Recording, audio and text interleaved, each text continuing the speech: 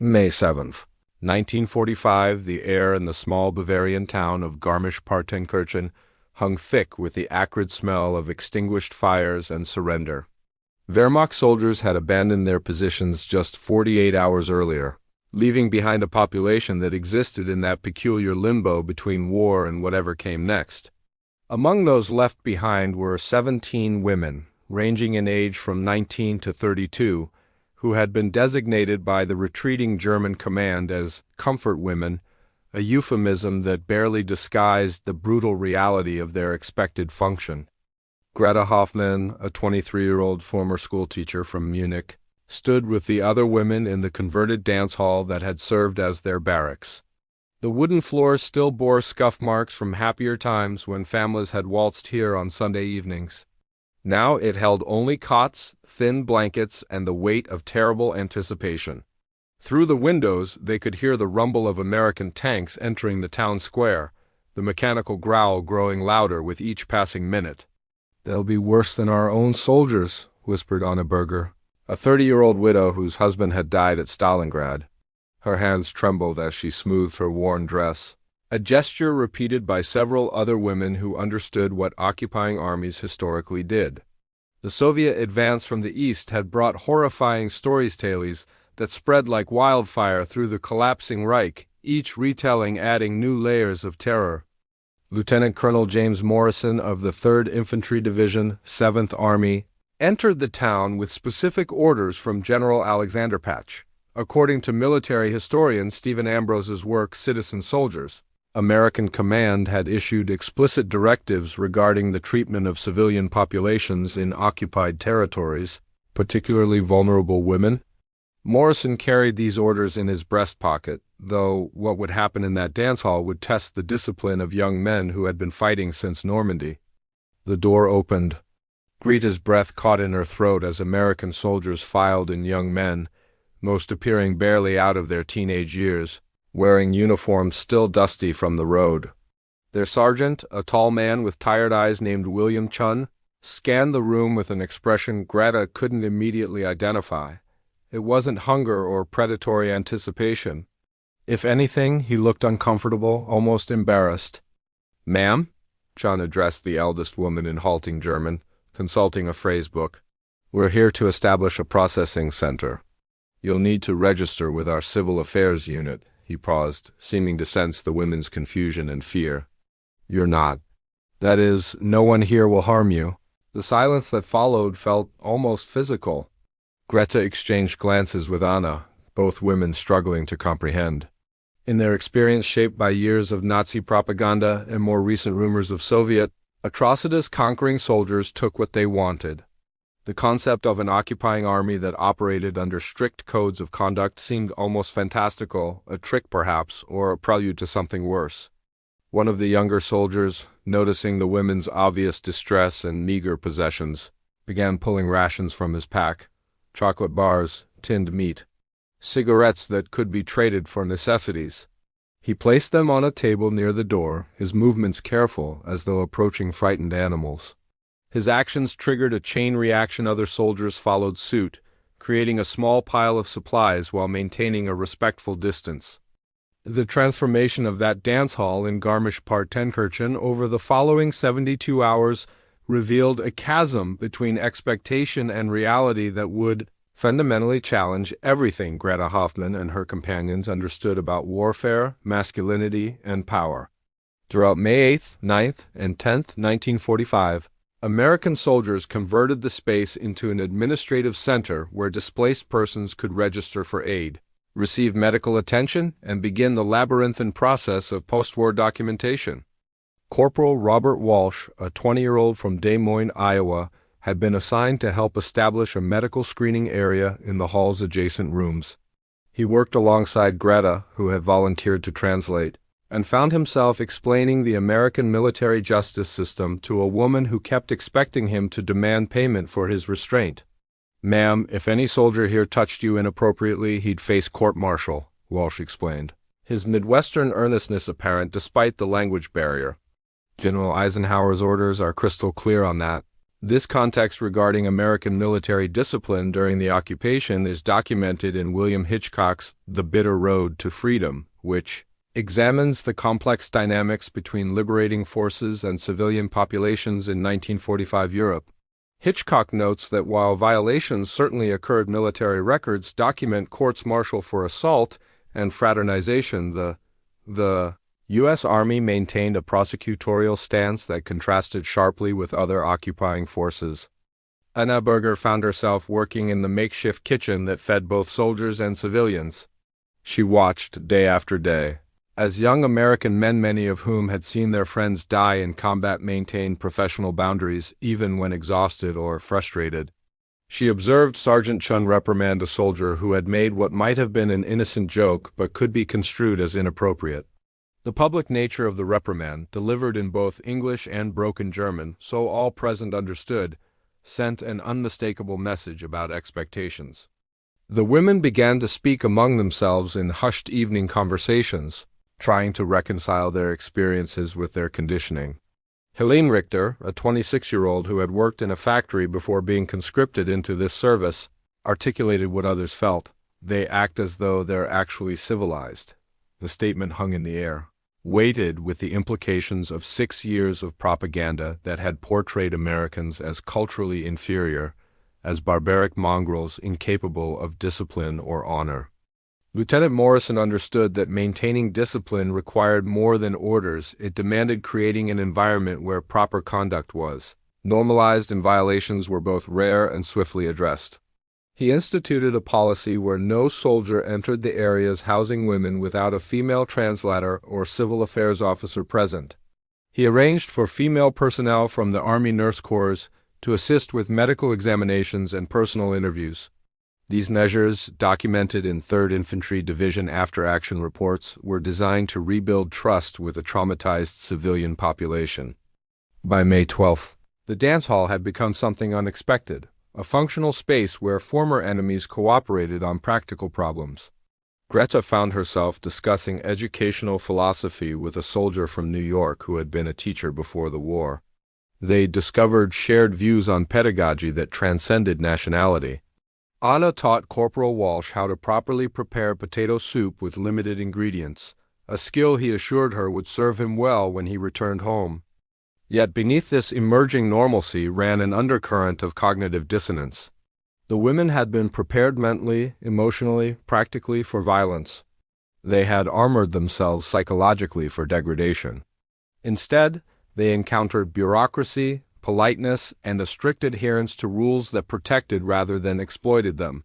This kindness, paradoxically, proved more difficult to process than anticipated cruelty would have been.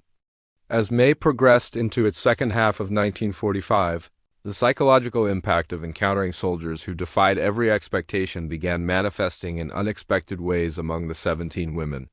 Greta Hoffman found herself experiencing something clinical psychologist Dr. Leon Festinger would later term cognitive dissonance, the mental discomfort of holding contradictory beliefs. She had been taught that Americans were culturally degenerate, racially impure, and morally bankrupt. Yet here was Corporal Walsh sharing photographs of his sister, who taught at a rural school in Iowa, discussing educational theory with genuine enthusiasm. The transformation wasn't uniform. Marguerite Schneider, a 32-year-old from Berlin who had lost everything in the bombing campaigns, remained deeply suspicious. "They're establishing trust before they take what they want," she insisted during evening discussions in their quarters. "No army behaves this way without ulterior motives," her skepticism represented. A defense mechanism accepting that the Americans were genuinely different required acknowledging that everything she'd believed about the war, about Germany's enemies, about the natural order of conquest might be fundamentally wrong. Sergeant William Chun noticed the women's confusion and discussed it with Lieutenant Morrison. "Sir, they seem almost disappointed that we're not monsters," Chun observed during a morning briefing on May 19th. "It's like they don't know how to process basic decency." Morrison, who had studied psychology at Columbia University before the war, understood the dynamic at play. The Nazi regime had spent 12 years constructing an elaborate narrative about Allied forces, particularly emphasizing the supposed savagery of American soldiers, with their racial diversity and democratic values. The contrast became even starker when displaced persons from Eastern Europe began arriving at the processing center, bringing stories of Soviet occupation that confirmed the worst fears about conquering armies. A Polish woman named Zofia Kowalski, encountered by Greta while registering refugees, described experiences in Soviet-occupied territory that made the German women realize how exceptional their current situation truly was. The Americans weren't perfect. Occasional incidents of fraternization violated non-fraternization orders, and black market trading flourished, but these infractions paled beside accounts of systematic violence elsewhere. Private James Foster, a 19-year-old African-American soldier from the 92nd Infantry Division who had been transferred to assist with administrative duties, provided Greta with perhaps the most profound cognitive challenge. Nazi propaganda had particularly demonized black Americans, portraying them as primitive and dangerous. Yet Foster spoke 3 languages, had attended Howard University for 2 years before enlisting, and treated the German women with a formal courtesy that would have seemed excessive in any context. "How can this be?" Greta asked Anna one evening after Foster had helped them secure additional blankets for newly arrived refugees. "Everything we were told about them, about all of this, ... She couldn't finish the sentence. The implications stretched too far, touched too many fundamental beliefs. If they had been wrong about Americans, about these specific men who brought chocolate and treated them like human beings, what else had been lies? Anna, who had been older and perhaps more skeptical of propaganda from the start, replied quietly, "Perhaps we believed what we needed to believe to survive. Perhaps they are what they are because their country taught them something different than ours taught us." It was a dangerous thought, one that implicitly questioned the entire foundation of the National Socialist project. By May 25th, the women had begun actively assisting the American administration, not from coercion but from a complex mixture of gratitude, necessity, and dawning recognition. They translated for newly arrived refugees, helped organize supply distribution, and facilitated communication between the military government and local civilians. Helene Richter, who had initially been among the most fearful, found herself defending American soldiers to German townspeople who complained about occupation restrictions. The exceptional discipline displayed by American forces in Garmisch-Partenkirchen during late May and early June of 1945 wasn't accidental. It emerged from specific training, clear command structure, and perhaps most importantly, the individual character of the soldiers themselves. Lieutenant Colonel Morrison had assembled a team for civil affairs operations that reflected the diversity of American society, men whose backgrounds prepared them uniquely for the complex task of occupation without exploitation. Captain David Rosenberg, the son of Jewish immigrants from Vienna, served as the primary liaison with the German civilian population. His family had escaped Austria in 1938, just before Kristallnacht made departure impossible for many others. Rosenberg spoke fluent German and understood intimately what Nazi ideology had meant in practice. When Greta learned his background during a conversation on June 2nd, she felt a profound shame that no words could adequately express. Here was a man whose relatives had been murdered by her countrymen, treating her with professional respect and human dignity. "Why don't you hate us?" Greta finally asked him the question that had been building for weeks. Rosenberg considered before answering, his response measured. "I hate what was done. I hate the ideology that made it possible. But I'm a soldier in the United States Army, and we're here to rebuild, not to perpetuate cycles of revenge. That's what makes us different." His answer, simple yet profound, encapsulated the institutional philosophy that prevented the mass retribution many had expected. Corporal Robert Walsh's restraint had different roots. He carried letters from his girlfriend, Mary Patterson, a nursing student in Des Moines who wrote weekly about her work at Mercy Hospital. Walsh showed these letters to Greta while explaining why American soldiers generally behaved differently than she had anticipated. "Most of us have mothers, sisters, girlfriends back home," he explained. "We've been taught to respect women. That doesn't just disappear because we're in a war zone. If anything, thinking about the women we love makes us more aware of how we treat all women."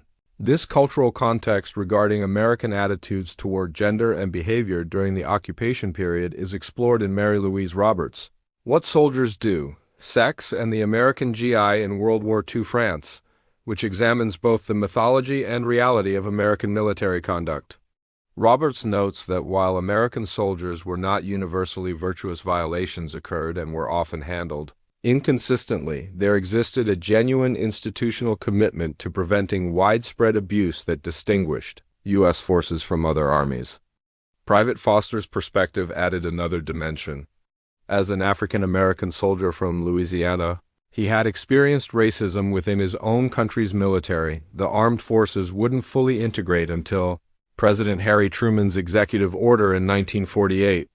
Yet Foster maintained remarkable grace under circumstances where he might have been justified in bitterness.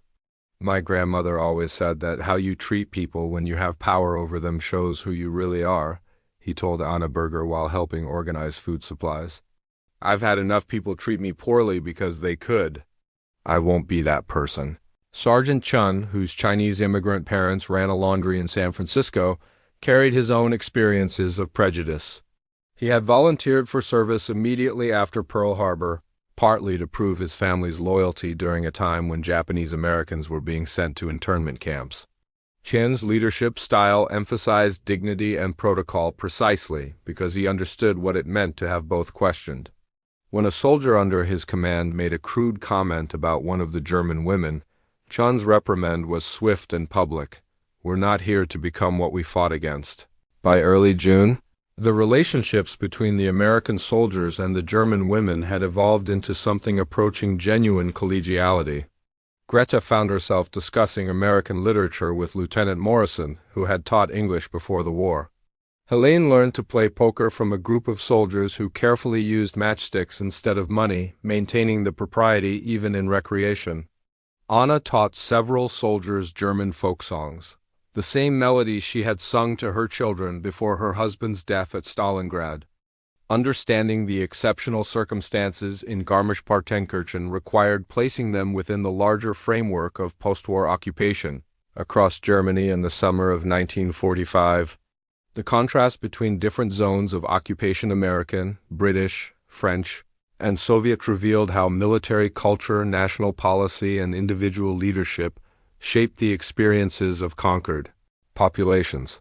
For the women in that converted dance hall, their relatively positive experience represented one point on a spectrum of occupation realities that varied dramatically across the defeated Reich. Lieutenant Colonel Morrison received regular reports from other sectors, and the news reinforced his determination to maintain strict standards.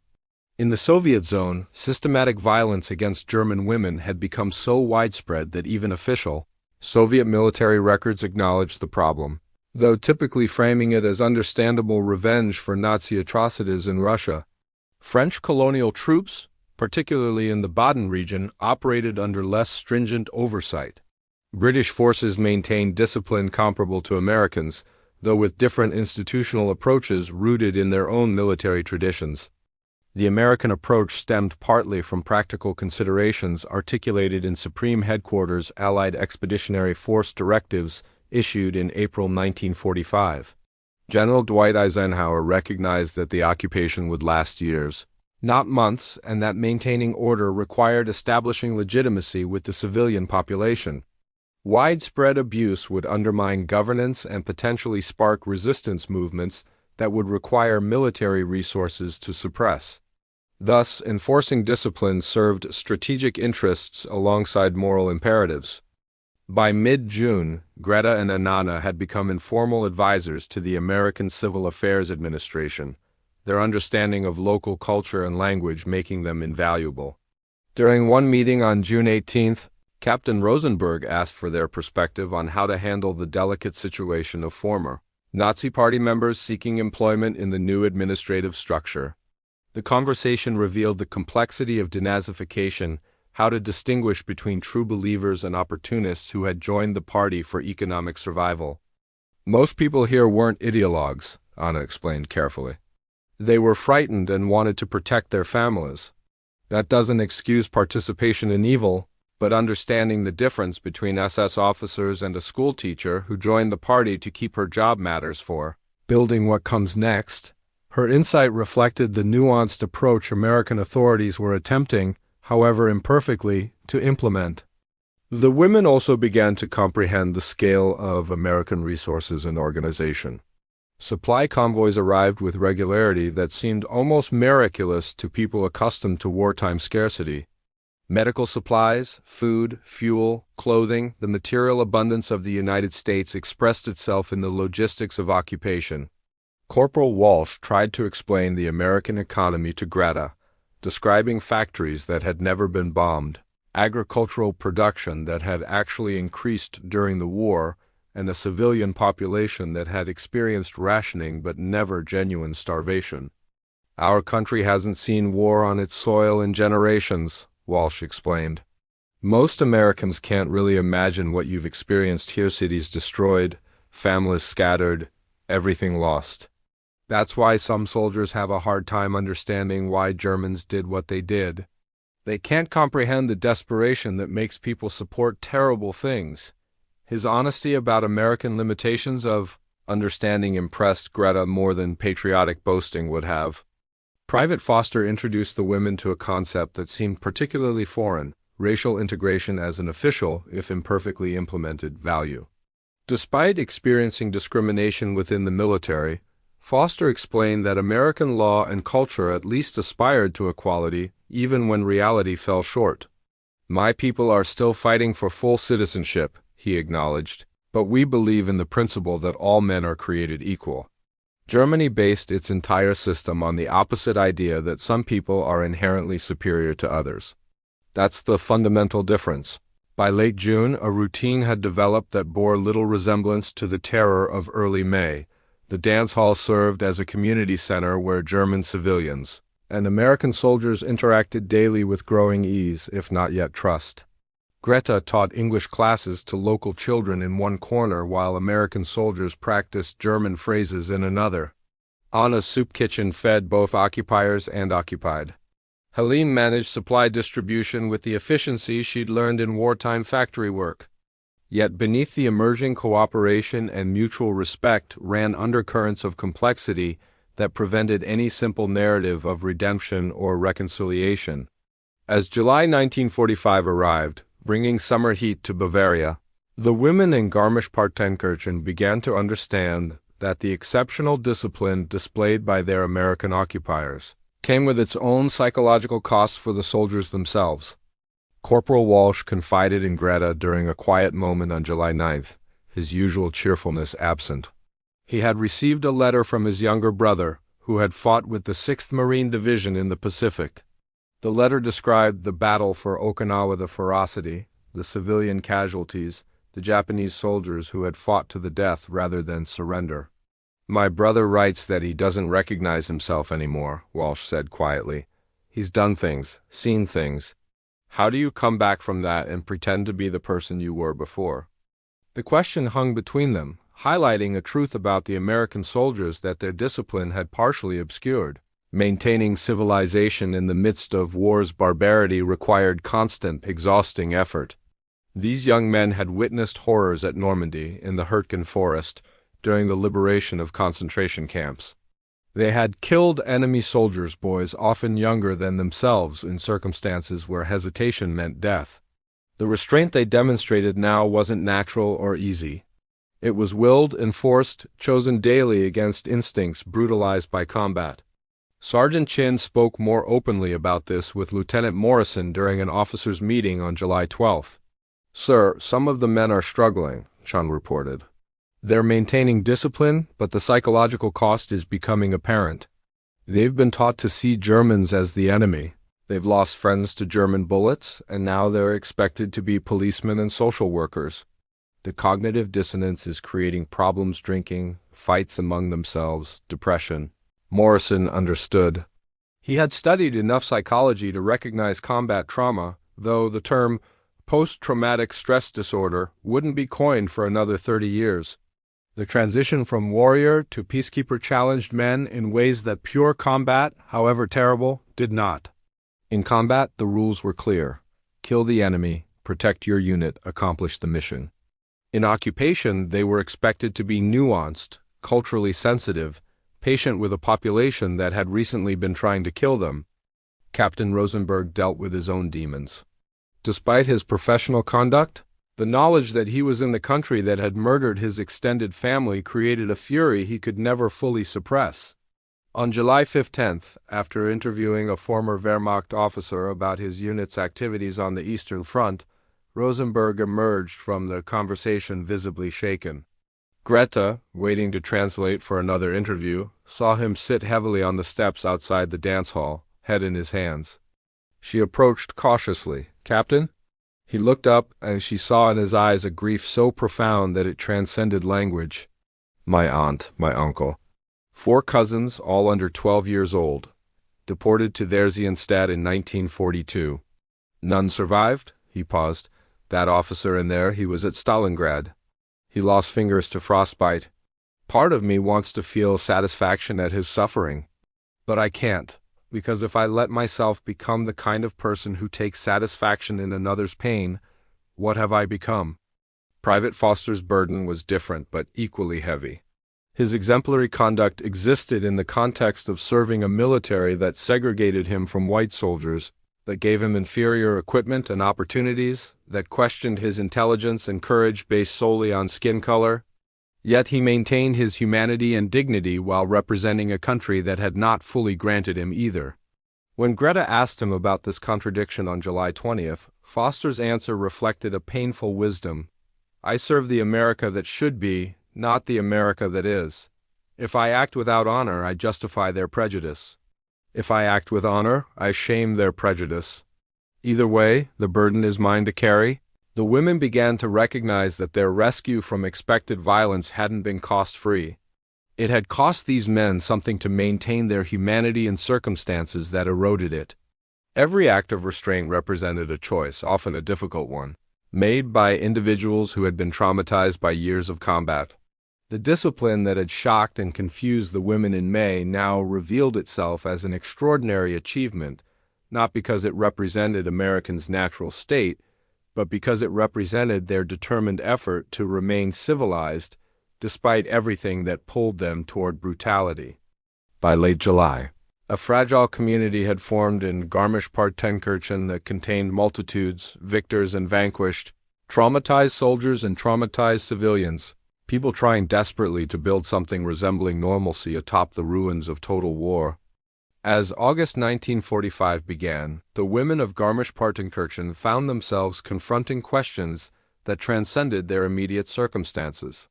The atomic bombings of Hiroshima and Nagasaki on August 6th and 9th forced everyone, soldiers and civilians alike, to reconsider the nature of warfare, victory, and what humanity owed itself in the aftermath of unprecedented destruction. Greta stood with Corporal Walsh in the town square on August 10th when news of Japan's imminent surrender arrived. She expected jubilation, the kind of celebration that Americans had displayed when Germany surrendered in May. Instead, Walsh looked profoundly disturbed. 100,000 people, he said quietly. Maybe more, killed in seconds. Women, children, everyone, he turned to her. We won, but what did we become to win? The question resonated because it paralleled conversations the German women had been having among themselves since May, and Aberger had articulated it most clearly during a discussion in late July. We were guilty. Our nation committed monstrous crimes. But does that guilt somehow absolve the world of its responsibility to treat us humanely? Is there such a thing as justice that doesn't require someone to become monstrous to enforce it? Lieutenant Morrison organized a discussion group on August 13th that brought together soldiers and German civilians to process the war's end and what it meant for both groups. Captain Rosenberg opened by acknowledging the obvious. None of us leaves this war innocent. Not Germans who participated or stood by, not Americans who firebombed Dresden, not the British who destroyed Hamburg, not the Russians who... Well, we all know what happened in the East. The question is whether we can build something better from these ashes. The conversation that followed, documented in Morrison's personal journal, now archived at the United States Army Heritage and Education Center, revealed the complexity of post-war moral reckoning.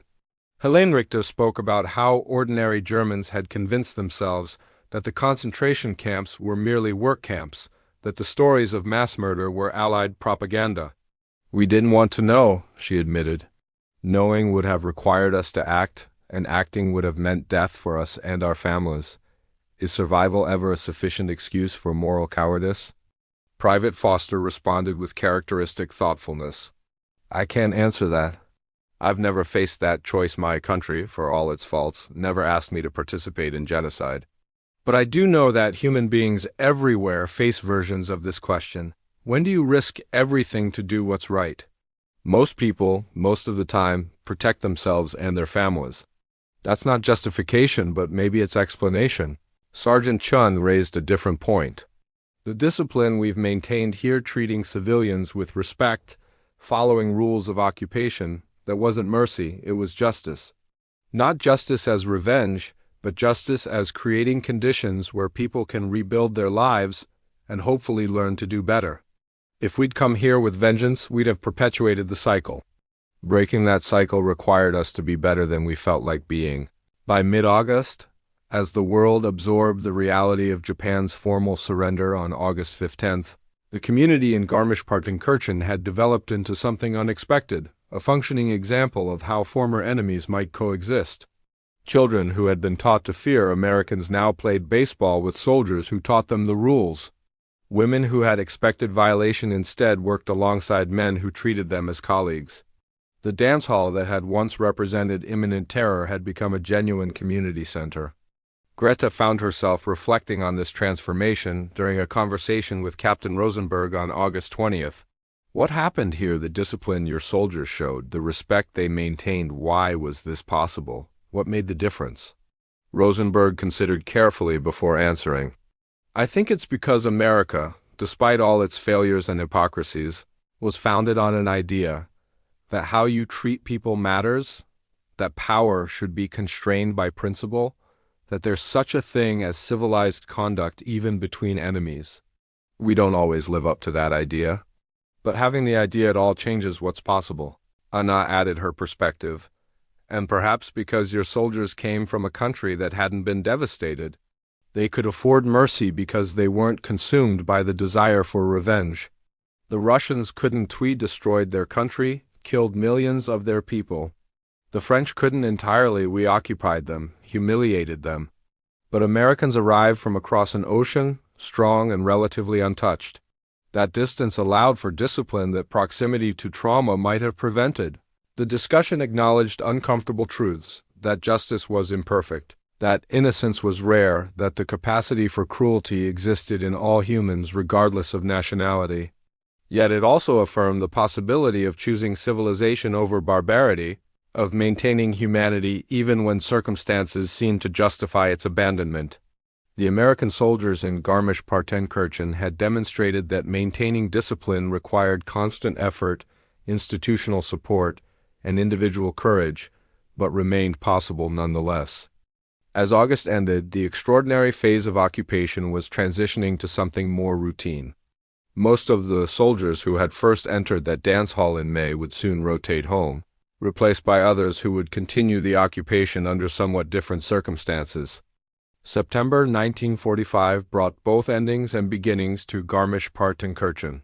The war had officially concluded worldwide, and the extraordinary circumstances that had brought together 17 German women and a company of American soldiers were giving way to the longer, more complex process of reconstruction.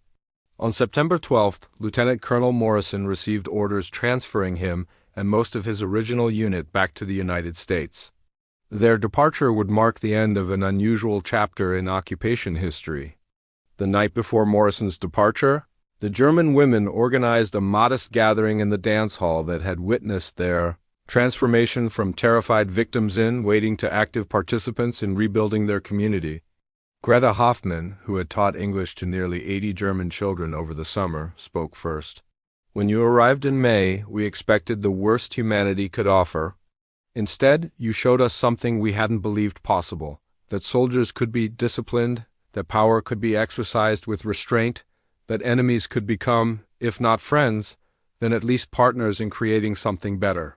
Corporal Walsh, now scheduled to return to Iowa, and Mary Patterson responded with characteristic humility. We just did our jobs the way we were trained. The remarkable thing wasn't us, it was that you, after everything Germany did and everything done to Germany, were willing to work with us instead of resisting or sabotaging. That took courage we'll never fully appreciate. Captain Rosenberg offered a more complex reflection. I came here hating what Germany represented, I still do. The Holocaust, the war of aggression, the ideology of racial supremacy, these weren't accidents or mistakes.